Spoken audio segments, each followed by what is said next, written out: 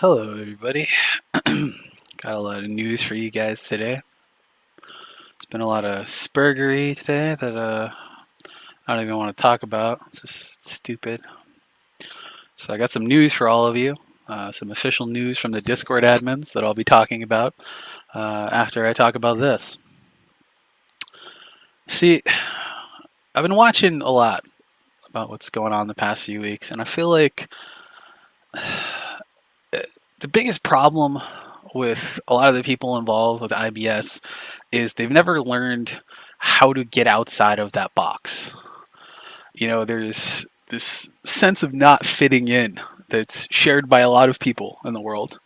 And it's shared by a lot of people who, moved over to StreamMe after they lost their place on YouTube. And, there are some special souls that just like to work outside of the box as they move towards, their own sense of unique destiny. And, maybe there are some people, both on YouTube and on Twitter, that are just not here to fit in. Maybe some of them are set to lead by example, to blaze the trail as they change and make their own mark on the world. There's a saying, there was an old Greek proverb that said that there are those who dance, and they're often thought mad by those who can't hear the music. And I think that's very fitting for a lot of the people with IBS, especially Andy and Ralph and Tonka. We think a lot of them are constantly made fun of, and people think that they're absolutely insane. And maybe they are. But as Johann Wolfgang von Goethe once wrote, the soul that sees beauty must sometimes walk alone. And that really says a lot about the way that we've approached IBS as a whole. There are so many people like Ralph and Tonka and Andy, and pretty much everyone I've ever met from IBS, that has always followed. They've never led. Tonka chased after Jim because he built an entire show around Jim's opinions. And the minute he stopped following the really easy formula that Jim gave him, he eventually began lashing out at friends and on former co-hosts to keep the dream active as it turned to ash in his mouth. And he failed in many aspects. Ralph did too. The minute that Jim stopped coming on the show, Ralph began to chase after him, using him as a way to establish a basis for his show. He built his audience and his fan base up around the drama that followed it. And that was the problem. That was the biggest problem with what Ralph's show was. Because the minute that Jim left the show and stopped giving them support, Ralph's view of the world was shattered. Because Jim was the music to his world. Jim kept the show going, and his approval and his comments, it kept people interested. And without that, Ralph was left with nothing but to just scream and dance. And we just sat there and we watched him. And we did nothing because to him, he was hearing music and he was dancing along with it. But to the rest of us, he was a madman who had lost his mind. And none of us felt sympathy for him. This is all we heard. This is all we ever heard. I didn't dox him.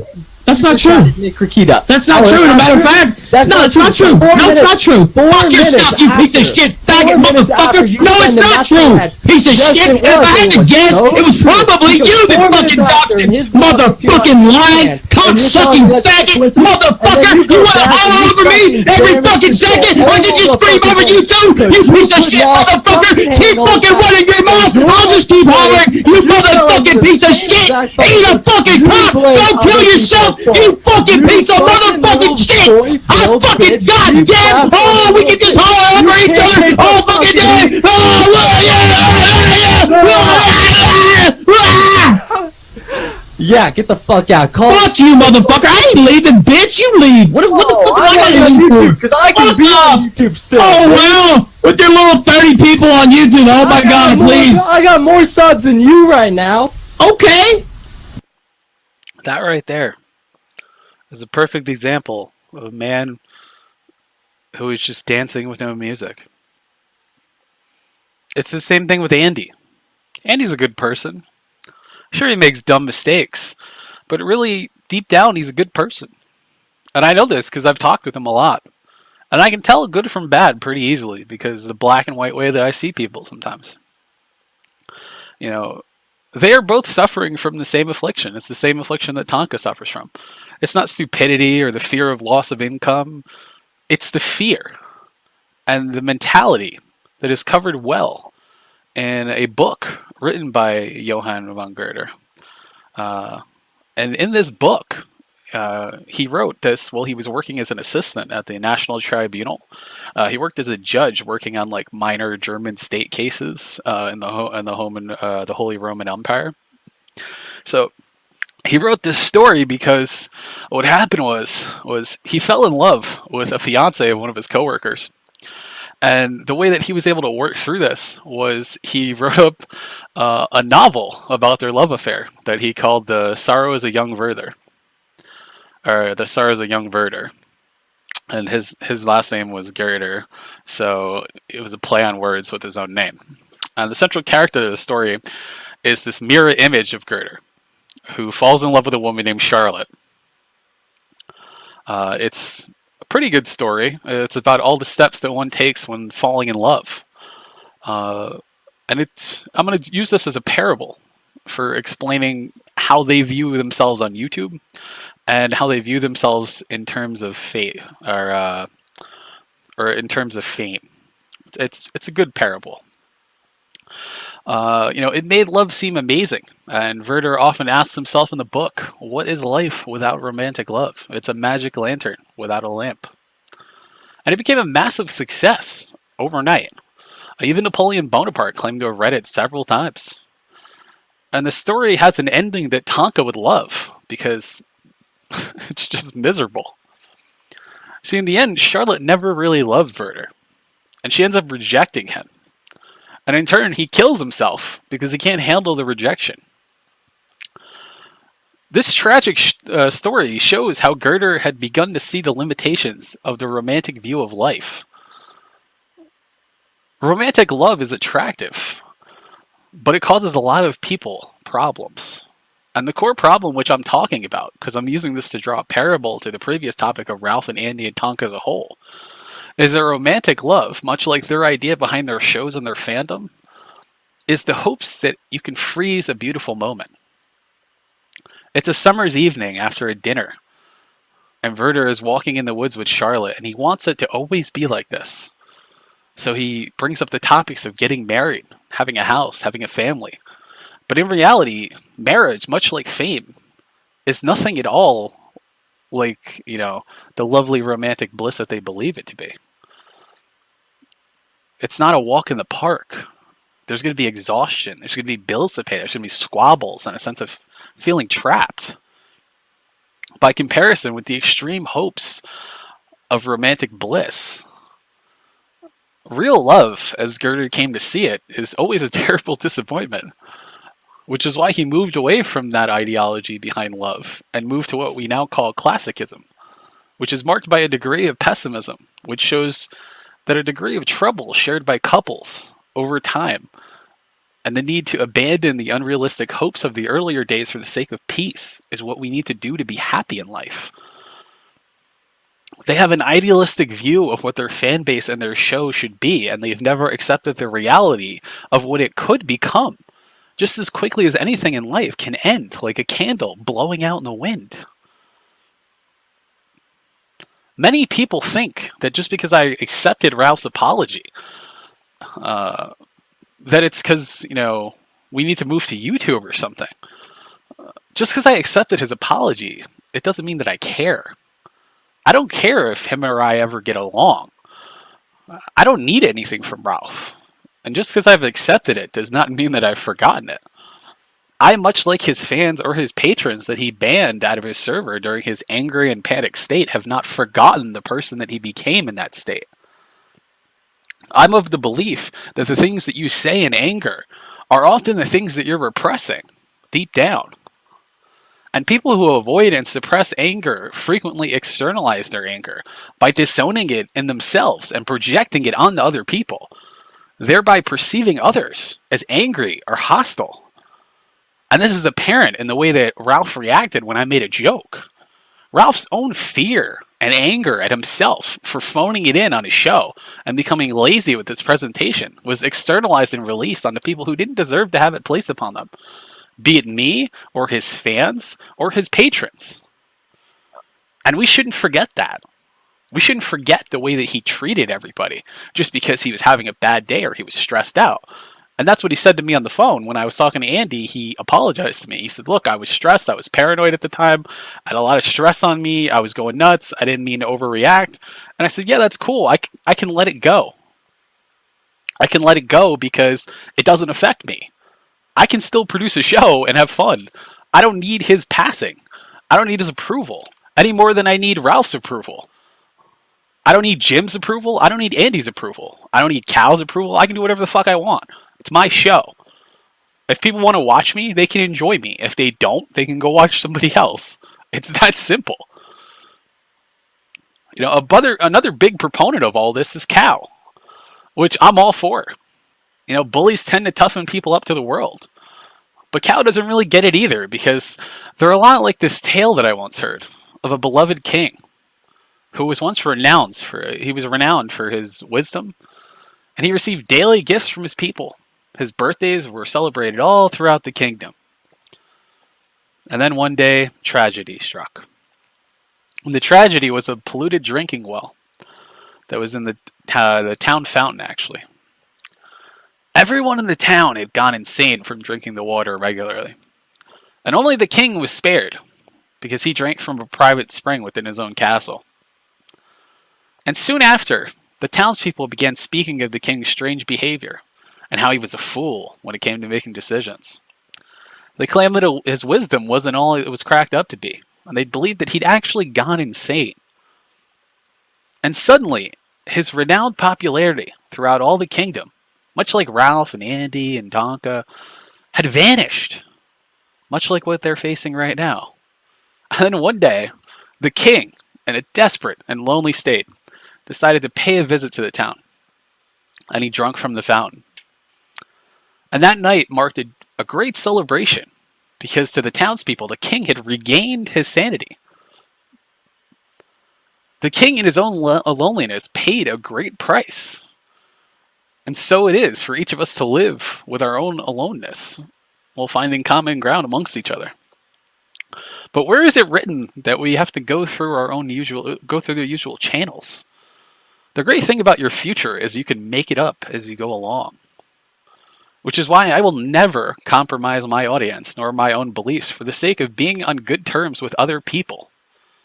I don't need to be friends with Ralph to be entertaining or to have people watch me. So even though I accept his apology, I'm sorry, things are not good with me and him. I might let it go, but it doesn't mean that I care. And it doesn't mean that I care if you guys attack him or go after his channel or get him demonetized or get him banned off YouTube. He does not affect me because I don't consider him a friend. Like I told Andy, I'm a one-shot kind of person. You know, I'll let it go because it shouldn't affect my life. You're not my friend. I don't see you daily. I don't have to deal with you. You know, StreamMe is a small place, but YouTube is way bigger, and I don't have to deal with Ralph at all. I don't have to talk to him. I don't have to go on his show. He doesn't have to come on my show. I don't have to deal with him at all, because that's the reality of life. When you don't have to deal with somebody, you just don't have to look at them anymore. And I'm never going to compromise my own beliefs for the sake of being on good terms with him. There are many paths up the mountain, and if you choose a road less traveled, then that's perfect for you. But you need to know that when you choose that road, you're not alone. For there are people making their own paths right alongside you. They just can't see you yet because they're so focused on their own path. E. E. Cummings once said that to be yourself in a world which does its best to make you someone else means fighting the hardest battle that any human being can fight. And never stop fighting. You guys have been pushed into becoming people that you never intended to become. Do you honestly think that when you started your channels, you ever intended to be the retarded phoenix or the gunt king or the gunt overlord or the crippled Indian? The biggest joke YouTube has ever seen? Just look at how quickly 1 year has changed all of you. How all of you were friends and successful and hated me and didn't want anything to do with me and were ready to crucify me. And now look at how quickly all of you have been knocked down from your pedestals by life because you didn't notice it. Because you thought that you were too smart and too wise and too famous to ever be knocked down a peg. And now it has happened. In 1 year, you guys have become everything you never intended to be. Tonka, you're the laughing stock of YouTube and the internet. You think that because you won a fake wrestling fight with some people in an unsanctioned event in which you got your ass kicked half the time, you won a scripted fight? That's like cheating at solitaire. Like Sophocles once said, I would prefer to fail with honor than to win by cheating. And though I may not be the most popular person on YouTube, I get more views than you, and I don't have to lie about who I am to get it. So are you really winning anything? I don't think so. And that's why you've never broken free from that decrepit husk that once the great Tonka Saw was. You were trapped in a prison of your own hubris. And Ralph, you've done no better to your fans or to your friends.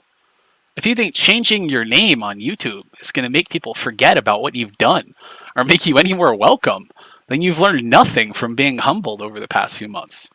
Changing your name from the Ralph Retort to TRR Tonight doesn't change anything either. The re-recording is still there, and you're still the same person. You've made no strides to change yourself. And you're just going to go on about, oh, the recording is still there and screw Dispatch randomly throughout the night like you've been doing the past 2 nights. And in the end, you're just drinking the fountain water and making the insanity behind Cal and its inhabitants become something that you're exhibiting on your audience every day. Dispatch gets that because he's just a normal guy fucking with people. That's what you guys don't get. He's not like you. He's a normal guy with a job. And this, much like the way I see it, is a hobby to him. It's not a lifestyle. He's not dependent upon this to live or to pay his bills, much like I'm not. You can't beat somebody like that, which is why Cal struggles to ever get me to care about half the shit they talk about, other than to point out the fact that they're failures and chuckle. You won't regain anything you had as long as you continue to pay mind of it instead of forging your own path. That's why you're doomed to repeat your mistakes as long as you let yourself get gunted. Andy, you're no different. You lost your way after JF and you let Tonka take advantage of you for views. And when you came out on top as the winner after Knoxville, you became overconfident in your ability to always win. And yeah, JF's an asshole who deserves to be in jail for doing what he's done, especially taking advantage of retarded girls. Ian does too, for calling the cops on you and being an asshole, trying to take your channel. But you may have overstepped things a bit during that route. And just like with the CP ring video, you need to slow down. You need to think twice about everything you've ever done, especially things you're planning to do. You haven't cleared all that trash out of your head that's keeping you from living in the moment. And you're missing out on everything that's happening around you because you're not mindful of your environment. That's how you inadvertently ended up doxing yourself on live stream the first day you went out on Purple Dragon. You weren't mindful of your environment and they saw the building and the number behind you. They were able to find you and Ralph in a few minutes. And now they know the area you're in and they can fuck with you because of it. So in the future, you're going to have to be smarter about eating out or showing people where you are because people like Dispatch can mess with you now. And I'm not going to attack somebody for prank calling you or doing prank calls. You know, I may be your friend, but I'm not your personal army.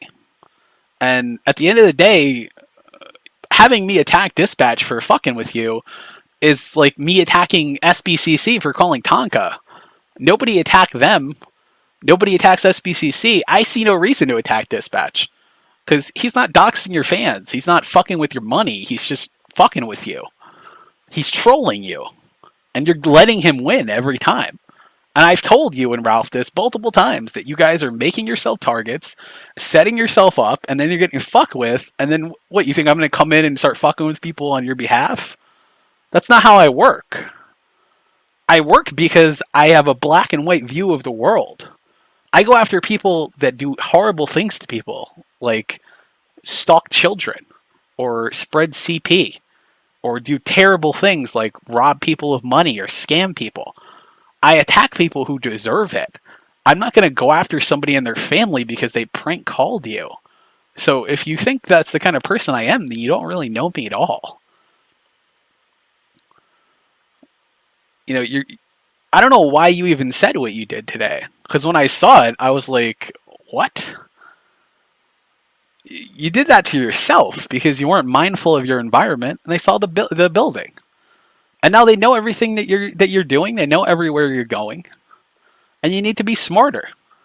If you just slow down and stop letting your anxiety get the best of you, you'd be in a lot better position to have people rally behind you instead of against you, Andy. And you're a nice guy. You just need to slow down. You need to choose your battles and choose who you want to trust as a friend. Because it's like Socrates once said, you have to be slow to fall into friendship. But when you're in, continue in a firm and constant path. Build yourself up and then build up those around you. And you will find everything you need to be happy, man. And in regards to StreamMe, well, the guy that owns it is a pussy. He got one prank call and he got scared. So now he's pulled out of all of his tech projects, including the one with Ice Poseidon, which is really fucking stupid. Because I was contacted by Recon, and he told me that it doesn't really matter. Because they're shutting everything down. All of the projects, they're going to be refunding people and making sure everybody gets paid. But they are officially closing StreamMe with everything else. And I mean, really, I'm sure Cow is celebrating, and they're having that fucking Ewok festival where all the little creatures on Cow are dancing and playing the little xylophone, and there's fireworks going off in the forest. But really, what did you win? You just took out a free streaming platform where SBCC, who loved streaming on there, had the freedom to do whatever you wanted. You took out a free platform where you guys could have been Spurgs. You didn't win anything. Because I could just jump to YouTube. I was never banned. I got a warning and half a community strike that they pulled off when I removed the video. Ralph might get banned, but he could just do the Keemstar thing. Same thing with Andy. You've done nothing. You've done nothing but fuck over people like Josh, who thinks he's a winner, but now he'll have nowhere to stream because his YouTube is demonetized. You fucked over people like SPCC that was having fun and making some side money on the side. Congrats. I don't know where you got this idea in your mind that I'm dependent upon that money to live, but I hate to break it to you, I'm not. I have better things to do with my time, and I make plenty of money on my own. I actually went to a real school and got a real education. I don't have a degree in political science. I don't have to YouTube to pay my bills. I do this for fun. And it's a shame that you took down StreamMe because it was a cool platform to hang out on. But here's the best place. The best place and the best path for this going on. Even though they're shutting down and all the payouts will be paid out, the owner is putting the technology up for bid. Which is a good thing because I work for a very good company that has plenty of money. And they will be placing an offer on that technology, for which we will be building a white box streaming site where anyone's free to stream whatever they want. So StreamMe wants to pass this up. Good idea. You're very smart people. I can do the job a hell of a lot better than you can. And my website won't get hacked. Nobody will be dumping databases of my users like Dispatch did with StreamMe. So I'll be working on that for the next few months, and maybe we can get some people to move over that. Good job, guys. You've really won. You've put Ralph back on YouTube, You put Andy back on YouTube. You put me back on YouTube, and now you've given me the position to create an even better StreamMe. So pat yourselves on the back, guys. Done a good job, Cal. You're really winning there, pals. So let's do the Ewok victory song. Here we go, guys.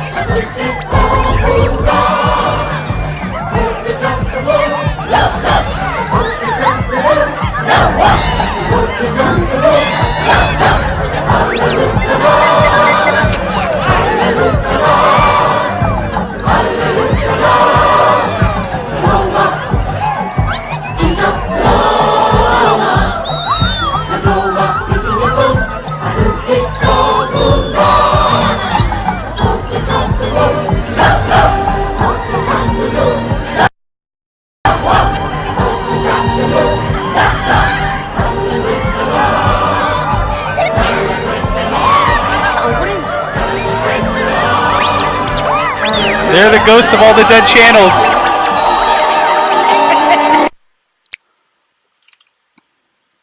So thanks for joining me, guys. Got some good stuff on the horizons. I wasn't going to do a very long show, only about 30 minutes. I don't like to do really long shows. They get boring after a while. Nobody wants to listen to me go on for 5.5 hours about boring ass shit. So thanks for joining me. Have a good night, guys. We'll be back tomorrow with some hunting stuff. Got some creeps that we're going to shut down. And we're going to do some follow-ups on Eugene Yakuni in the morning. And thanks for joining me. I just wanted to let you guys know my thoughts on the topic. Take it easy.